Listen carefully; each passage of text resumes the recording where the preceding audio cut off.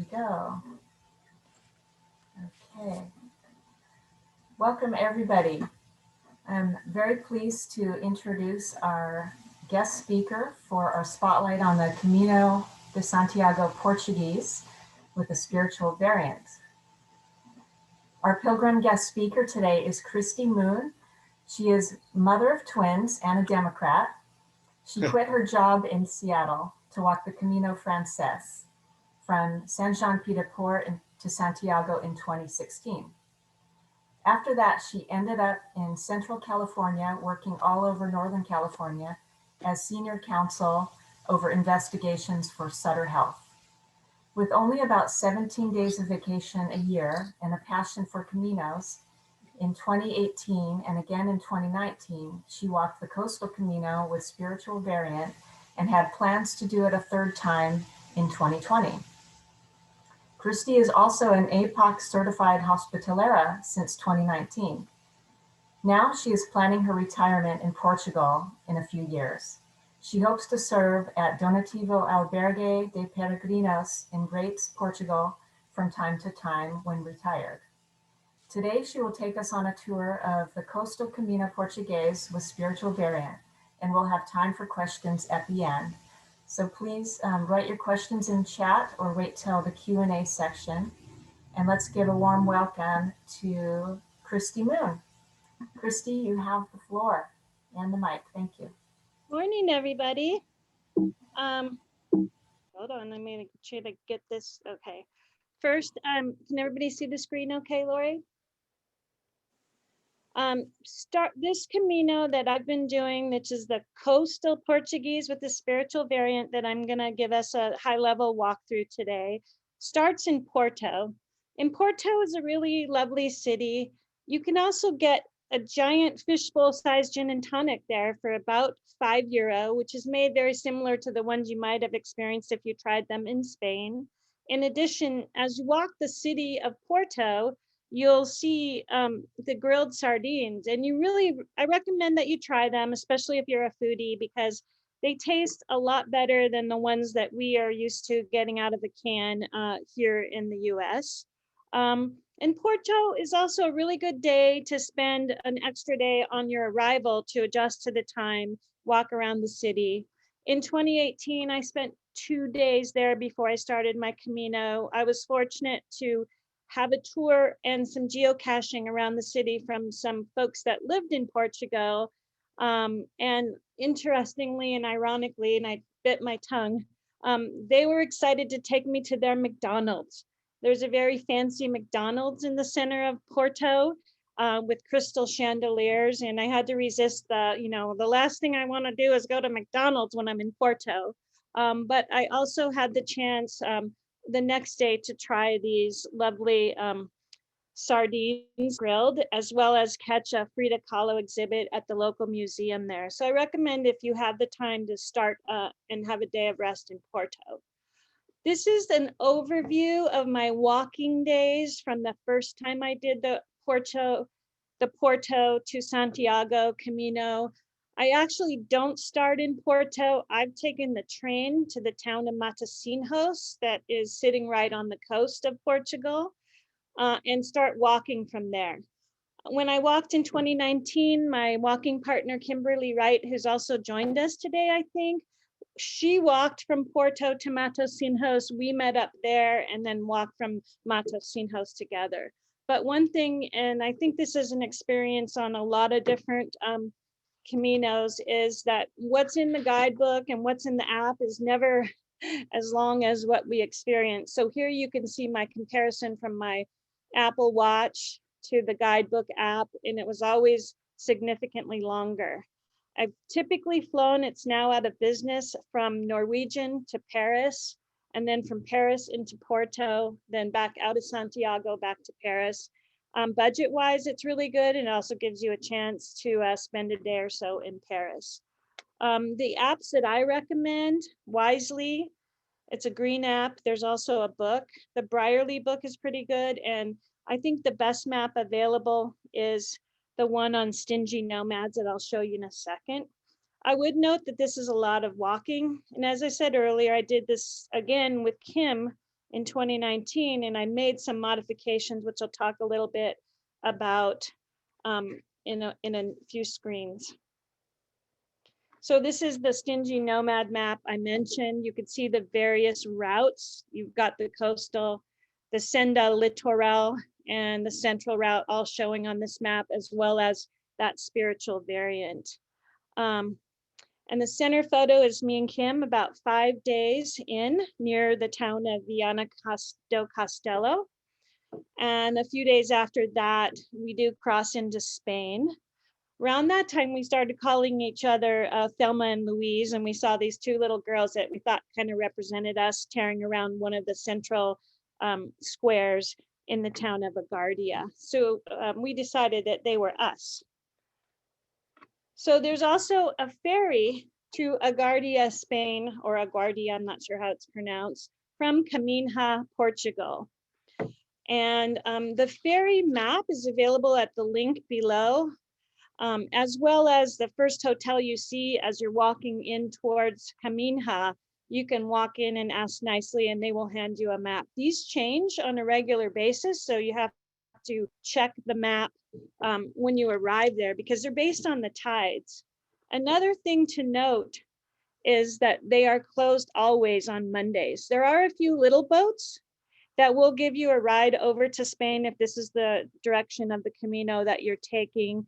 Those on Mondays cost about 20 euros. So pilgrims will typically join up with each other, rent one of the smaller boats and make their way over if they end up being there on Monday. The ferry ride costs about 1.5 euros when we were last there in 2019. The picture of the three UK folks there, we had met them and joined them for dinner the night before. I'm still in touch with the one that looks like a highlighter. And they, from the UK, they do a lot more shorter Caminos.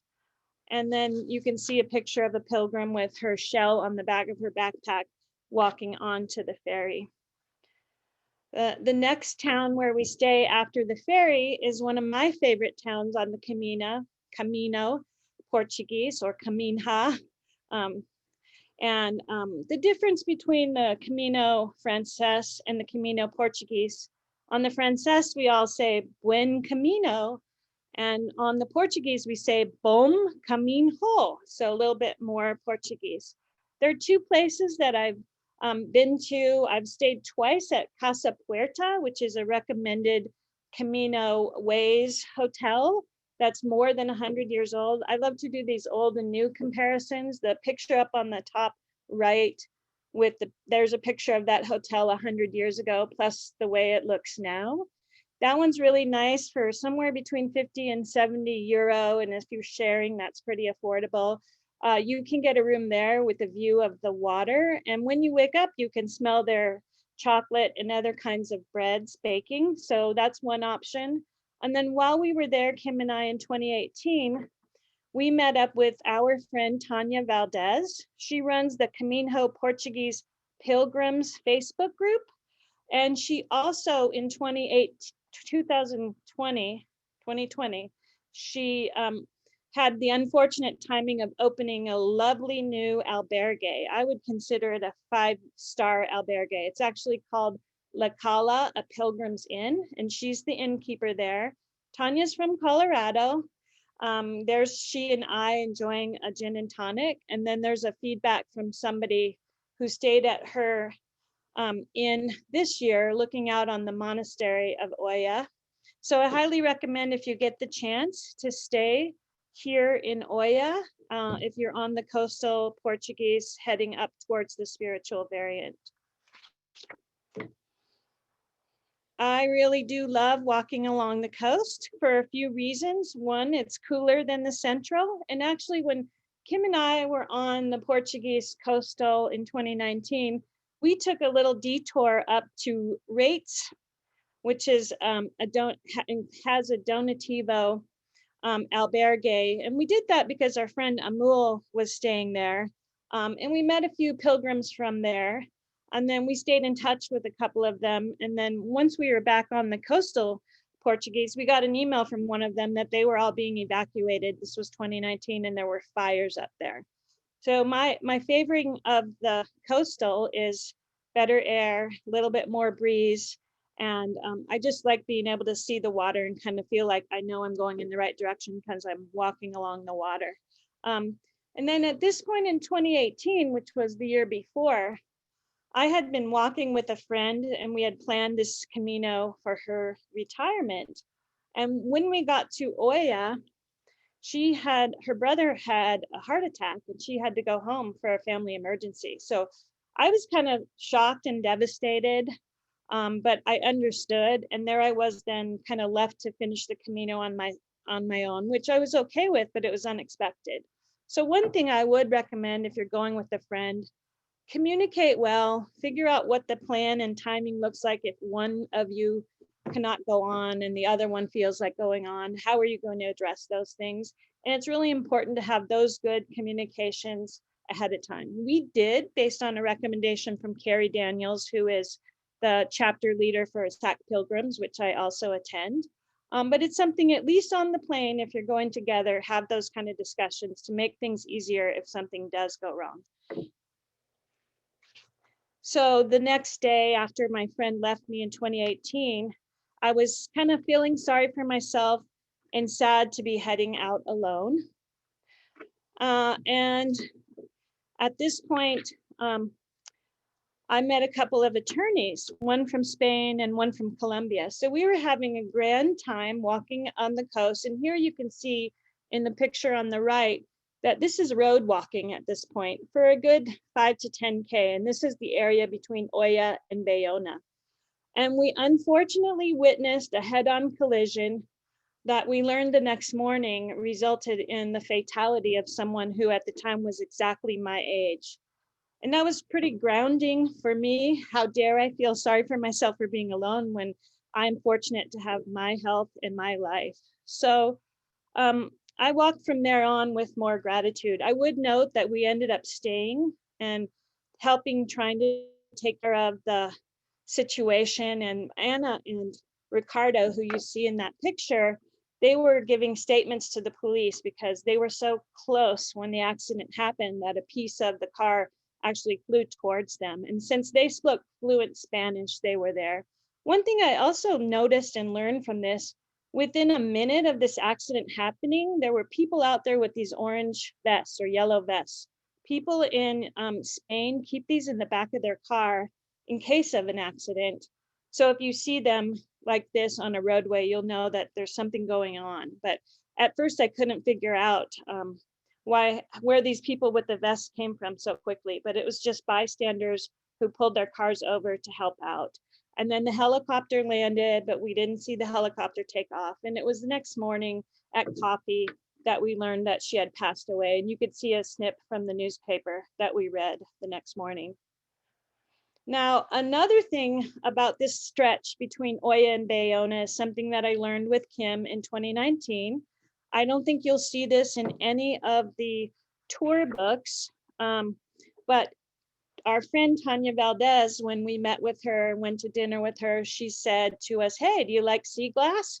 And I said, "Yeah, I love it." So she explained to us how to find this beach that is, 6 inches deep of mostly sea glass between Oya and Bayona. So if you like sea glass and you want to walk the coastal, be sure to try to locate this or stop and see Tanya. She's looking forward to all of us visiting her.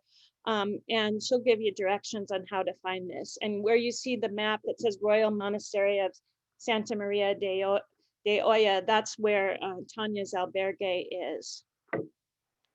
So I took a few of the sea glass home in a water bottle. It's kind of fun to sort through and put little notes on them, and gave a few away, including one to Kim. Now, the town of Bayona, I was still in 2018 a little bit shocked by witnessing the fatality. And one of the things that I wanted to point out to you is on your credential, if you order one from the APOC, there are some sayings that I was using kind of as mantra after that to just help focus and balance. And they are things that you probably all think about if you've done a Camino, but live in the moment, welcome each day, its pleasures and its challenges, make others feel welcome, share, and also feel the spirit of those who have gone before you on Caminos, and appreciate those who will walk with you. Now, there's a parador in Bayona that's behind these castle walls, which for about 88 euros, depending on your timing, you can stay there and enjoy the historic castle overlooking the bay. And that bay is where Christopher Columbus's ship, the Pinta, took off in history. So it is fun to spend the night in the castle, behind the castle walls in Bayona, if you have the opportunity and the interest. There's also albergues and smaller hotels and pensions in Bayona. But this is an experience. Even if you don't stay there, you should take a walk up there and check out the grounds of the Parador Bayona. Now I'm going to talk a little bit about the spiritual variant, which happens a few days in past this, past Bayona. And this is the way that it's recommended to be done by the tourist paperwork and from the website in Spain.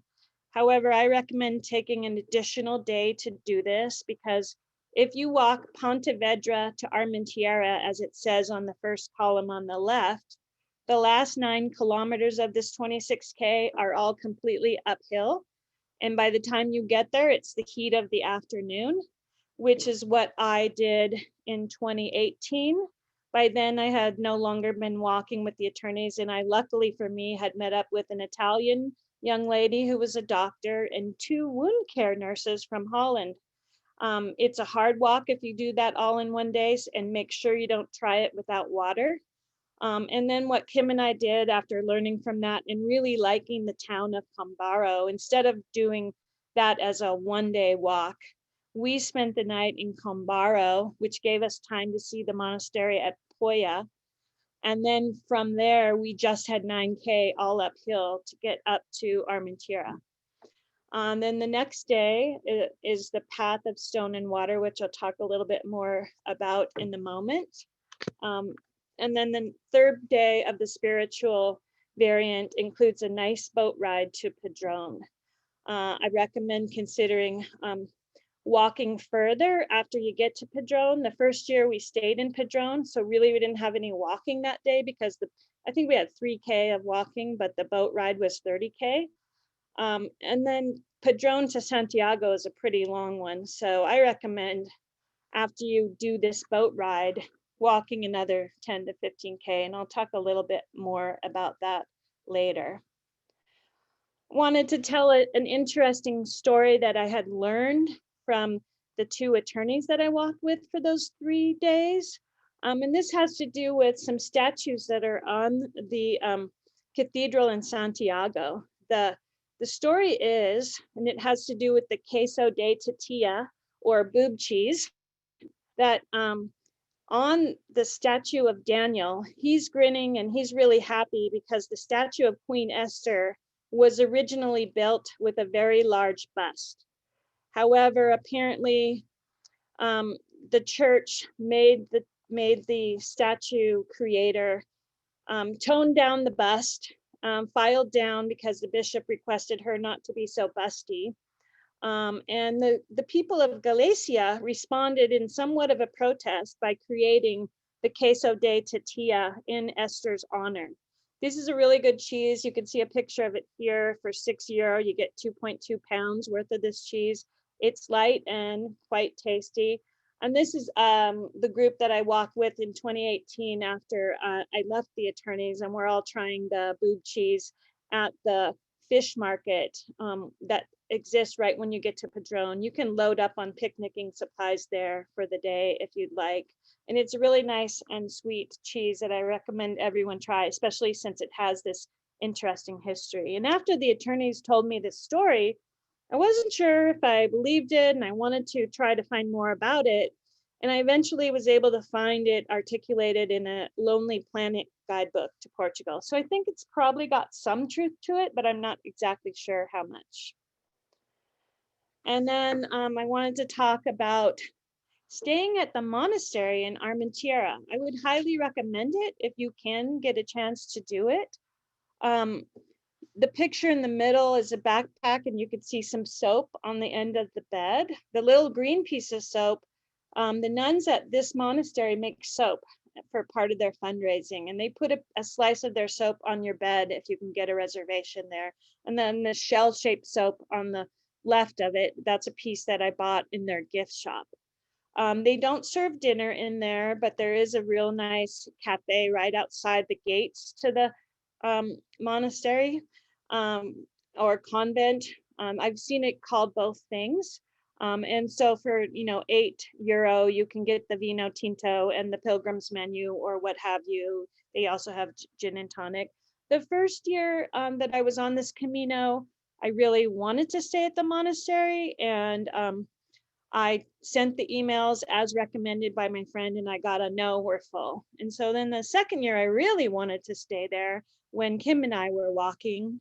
So I tried the approach that I used for staying at monastery or convents in Cuba, and I asked for the Mother Superior. I asked what time the masses were and if there might be possibly space for Kim and I to be there, and we got an acceptance. So we're really happy about that.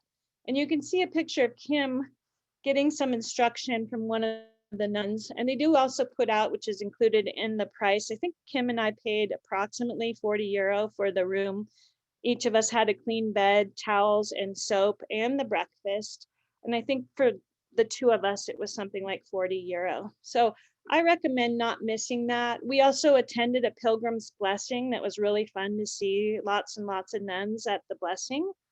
And so, yeah, if you get a chance, and that balcony is a picture of where Kim and I's room looked out over. But again, I mentioned earlier, it's 9K straight uphill from the town of Pambara to get to Armatura. So I recommend trying to just do that in a separate day if you can, unless you're super fit and energetic and like walking uphill when it's really hot. Now, the route of stone and water is actually my favorite day of walking. In any of the Caminos that I've done, including the Francis, because it's historic, it's all downhill, and it's absolutely beautiful with tons and tons of, I think there's 14 different waterfalls, and they're all based on old ancient mills that were on this water area. And the Spanish people use this area, this separate walk here, which is included in our Camino, but it's also a walk that folks in the area use for fitness and dog walking and such. The boat ride to Padrón is worth mentioning. And again, I learned from doing it twice, but it's really beautiful. It's the historic route that the bones of St. James were allegedly taken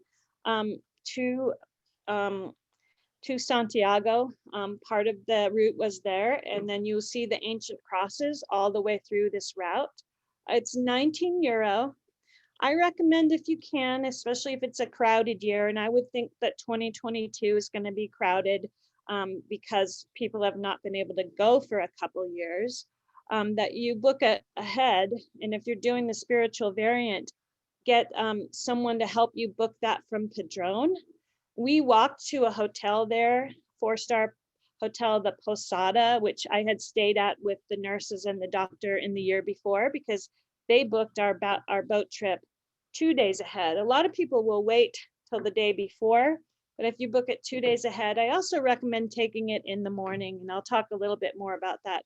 It's €19 to take the boat ride, and the driver speaks pretty good English. He takes a kind of a poll of who all's on the boat and what languages, and pretty much accommodates that, and serves a nice cup of hot tea while you're riding. So it is a beautiful boat ride, and I would highly recommend it. And when you're done with the boat ride, after walking to the fish market and getting your padrón pepper seeds and walking through the town, you could see some very beautiful history in the town of Padrón, as well as have some padrón peppers for your lunch. But I recommend continuing to walk further, even though it's a lovely town with a lot of tourists. It does have a public albergue. We also, Kim and I bought the seeds, as I mentioned. And in the center, you'll see the picture of the two wound care nurses that I met in 2018. but I recommend continuing on once you ride the boat as far as you can, because in 2018, I walked from Padrón to Santiago in one day, and we all did. We got up early and did it, the group that I was with by then. And by the time we got there, it was 35 kilometers, and I was really too exhausted to enjoy Santiago much that day. Also, as you all may know, in 2019, they have instituted the checking in and taking a number system. And if you do that late in the day, it's unlikely you're going to be able to get a number to get your Compostela on the same day. So my recommendation, let me go to the next slide, is to keep walking for a while after you get to Padrón, since you've been on a boat ride that whole morning, so that you're closer to Santiago in the end. So here's a list of 3 things that I did differently the second time based on learning from my prior experiences. So instead of walking from Pontevedra to Armatura, I added, as I mentioned earlier, that extra night in Cambaro. And Kim and I think, really enjoyed that night. We had Portuguese fish rice, and got to sit out on the water, shop around the little town, and it was just beautiful. And then, as I mentioned, instead of walking from Padrón to Santiago after you took the boat ride, we walked, Kim and I, about another, I don't know, 10 to 14 kilometers further. And we stayed in the town of Teo, Spain, at a real fun place, which is another Camino Ways hotel, where the owner is a chef and he cooks all kinds of wonderful, fresh, and interesting food. So if you do that, when you wake up for your last day into Santiago, you've only got a 12 to 15 kilometer walk. And my third thing I did differently in my third year is I walked with an experienced Camino lover. I knew that Kim had already experienced the entire Frances and was happy about it. And Camino is not for everyone. My friend that went home in 2018 from the family, for the family emergency, she doesn't ever want to try doing another Camino. It's just not for her. But Kim and I did it the next year, and we really had a blast. We didn't have perfect days every day and every moment, but I do recommend, if you have the opportunity, to walk with an experienced Camino lover, because that way you are going to be able to have a more traditional Camino experience, as well as I found that on the Camino Portugués, if you're open to communicating with people from everywhere, you're just as likely to get a Camino family as you would be on the Camino Frances, which a lot of people worry and wonder about that. Another thing I really, really love about the Portuguese coastal is the food. I love seafood, and here's some examples of some of the food that I shared in those years. I also wanted to make mention that on Viana do Castelo, the first year I went in 2018, my friend that was with me was a real foodie. We dined at a Michelin rated seafood restaurant. And for, I think, $22 each, we had amazing, it looks like paella, but it's Portuguese fish rice and wine. And it was a really beautiful, nice experience. So if you're a foodie, you will find a lot of great opportunity on the Portuguese. I've had some of the best gazpacho of my life. There's another picture of those grilled sardines and other fish. And there's also ample opportunity, like you see in the upper left, to get some picnic supplies, a fresh OJ, an empanada, some cheese at maybe a produce stand while you're walking. So it's definitely a great Camino if you're a foodie. And then the other thing I was going to mention is that between 2018 and 2019, I lost my father. And you might think him and I look alike. And I did some research after hearing this on Dan Mullen's podcast. He put somebody on who had lost their son who did the Camino. And so in 2019, when I got my Compostela, I got it in Vickery Pro in honor of my father, who was an avid rose gardener and an engineer at the Boeing company for 42 years. So every picture, every rose I saw on that Camino reminded me of him. And you can see that on the bottom of my Compostela for that year. It was done in Vickery Pro at the Pilgrims office in honor of my dad. Now, again, as I mentioned, here we are in Santiago in both 2018 and 2019. On the left, we have one of the nurses are in the orange. The short one is the doctor from Italy. Then there's a nice lady from Israel, a gentleman named Louis from South Africa, and myself. So we became somewhat of a Camino family on the last, I think, 6 or 7 days of that Camino. And there is a picture of Kim and I having happily completed the Portuguese in 2019. So with that, I will, I guess, open it up to questions.